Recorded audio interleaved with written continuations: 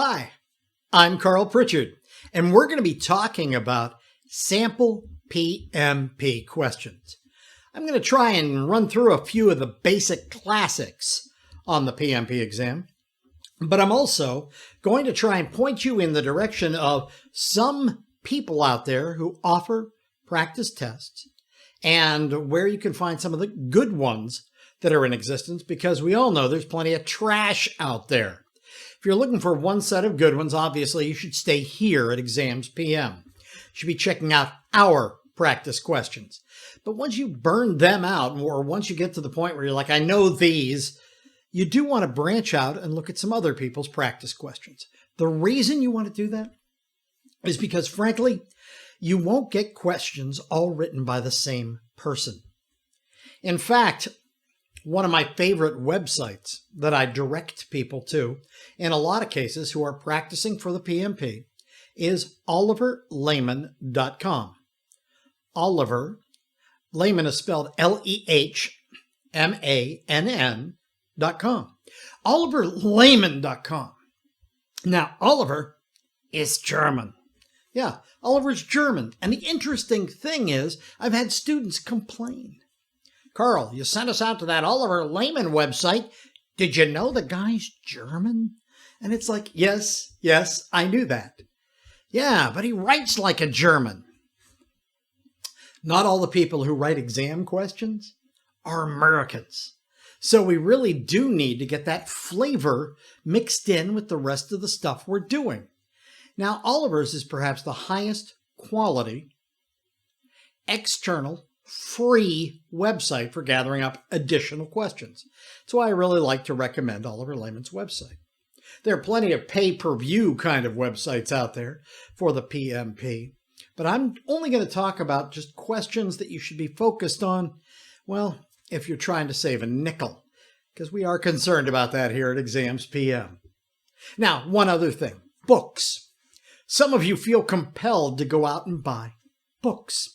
And there are authors you can trust. Rita Mulcahy is an author you can trust. God rest her soul. Her team, after her passing, took over writing her books. And her books are great, but there's a problem, quite frankly. Her questions in her books are too easy. If you take one of Rita's tests, one of her practice tests, you darn well better be getting over 90%. 90%? Yeah. If you're not getting over 90%, you are not ready to sit for the real thing. Oliver Lehman's, by contrast, if you're getting over 80%, you're in pretty good shape. You're actually doing fairly well. Other authors you can trust? Andrew Crow. And Crow is spelled with an E on the end. So it's Andy Crow. His book is good. It's got a lot of good content in it. And again, it has good practice questions. Andy's 80% or better is what you need to be getting on his practice tests. Ditto for Kim Heldman. Kim Heldman, published by Cybex. Kim's book is also good for practice questions. And again, somebody you want to be getting 80% or better on her practice tests. So there are plenty of sources out there for practice tests. And on the Exams PM stuff, yes, you should be getting better than 80% on our practice test. That's where you should be going and what you should be shooting for. Now, sample questions and basic strategies for answering questions. Sometimes when answering a question on the PMP exam, it'll show up on their little screen and it will be a sea of text. There'll be just a mountain of text there. Bill and Ted have not been getting along. You've been working with them for years, blah, blah, blah, blah, blah. And you get down to the very bottom of the question, they'll say, what's the earned value? What? I thought this was a leadership or a teaming question. What do you mean, what's the earned value? Crap. Now I have to go back and reread the entire question. Well, good news, good to be you. One of the nice things about this is it's one of the tricks for getting through this exam, particularly for those of you who fall into two categories. Category one, the hyper thinkers.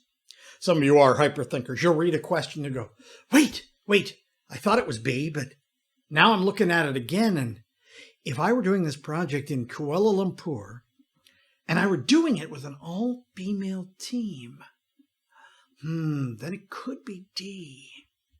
And you will hyperthink your way out of a right answer.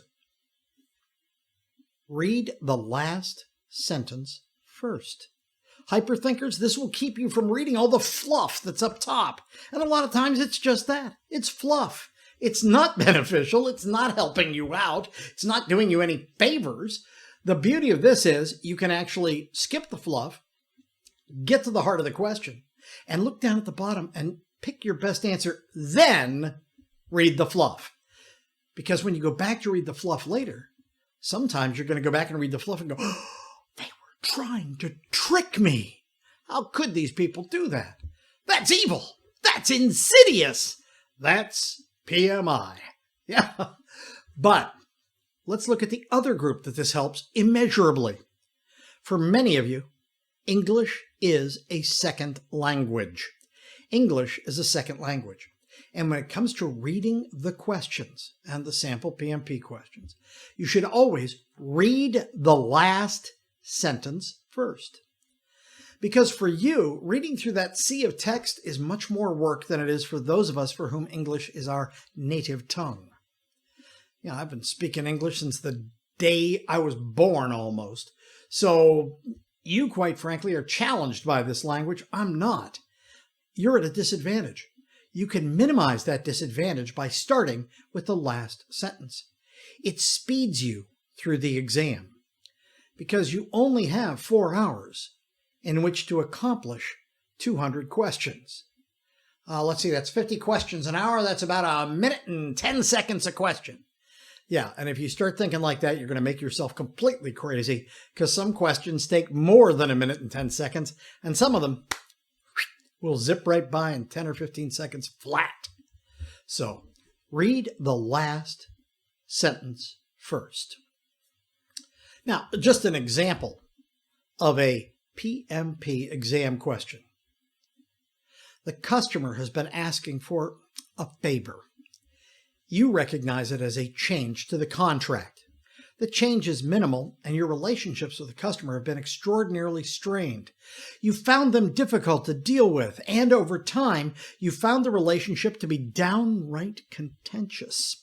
In dealing with this customer, they have become progressively more and more pronounced in their efforts to say, if you don't get this contract right, you're never winning another contract with us.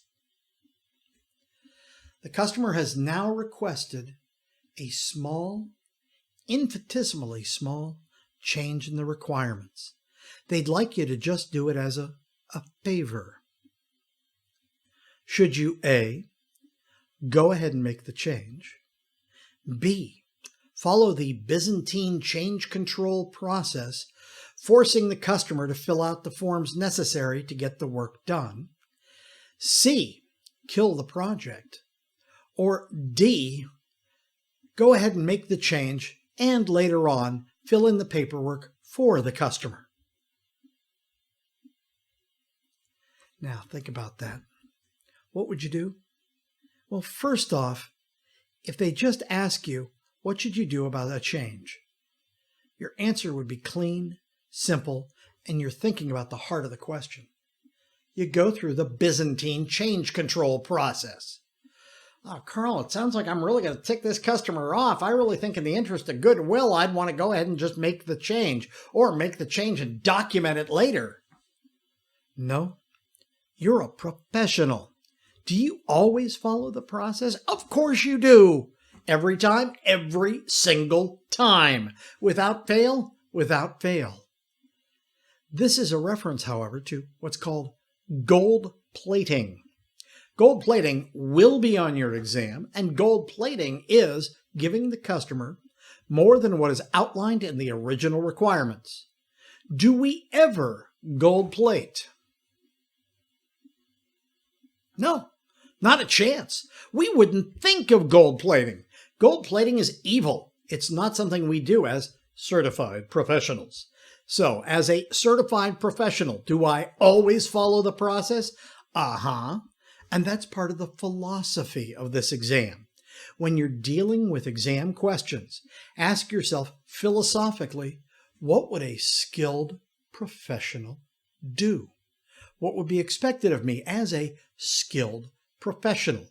And by virtue of your answers to those questions, you're going to find yourself in a much better space.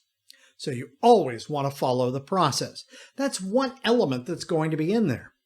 Also, PMI has certain things that they love, and it does go to pragmatic project management. If you've ever dealt with your own legal or contracts department, if you get a legal or contracts question on the exam, just so you know, there's no thinking like PMI for those questions. There's the law, and then there's unlawful behavior. Do we always follow the law as skilled project professionals? Of course we do. We always follow the law. We wouldn't think about not following the law. So, if you get a question that takes you down that road, do we always follow our contracts? Of course we do. It's what's written in the contract. We would never stray from the contract. Ever? Even if the client begged us to? We always stick to what the contract says. We follow it like glue. Now, let's talk about legal and let's talk about contracts. Here's a practice question for you. You're trying to deal with getting a new contract in a new city for a new technology that your organization has never worked with before. You're working with new subcontractors and new teams. In order to deal with this intensely new environment, you're going to want to use in your contract A, standard clauses, B, custom clauses designed to fit the special need, C, a blend of standard clauses and custom clauses designed to fit the need, or D, you're going to want a clause-free contract. Well, we all know there is no D. That doesn't exist, so we can get rid of that. Yeah, that one's done. But that leaves us with, do we want standard clauses, a blend, or do we want custom clauses because everything is new, new, new, new, new? Think about it. If you've ever paid a visit to your own legal department, what do they want? Standard. What does your contracts department want? Standard. Why do they all want standard clauses? This is all new. Why do they want standard clauses? Because standard clauses are tested and proven. You don't have to worry about how they'll react in court. No, you don't have to sweat that at all. In fact, you're in really good shape if you're using standard clauses. So even though the question was designed to take you away from standard, look at the heart of the question. What kind of contract do you want to have? What kind of clauses do you want in your contract? Standard, standard, standard. All the rest of that stuff up top, that was fluff. That was fluff, and it was designed to get you away from the correct answer. So one of the keys to actually succeeding on the exam, and it's funny, I've had people in my classes over and over again who have said, Carl, I think the most valuable thing I learned out of your whole class was simply read the last sentence first. Oh, thanks. I thought I shared a lot more than that, but okay, I'll take that. If that's the one that actually rang truest for you. You do want to make sure that you're actually thinking through those aspects of the exam, because when it comes to the questions you're given, a lot of times the heart of the question gets lost in the rest of it. So, read the last sentence first. Practice on practice tests besides ones that were written in the States. And be sure that you get yourself the opportunity to keep hammering away on questions until you're up over 80% on anybody's practice tests. You should not rely on the fact that maybe I'm just going to have a really good day on exam day. Sorry, that's probably not going to be your absolute best day. So you really want to go ahead and push hard to try and make sure you're digging into as many sample questions as you possibly can.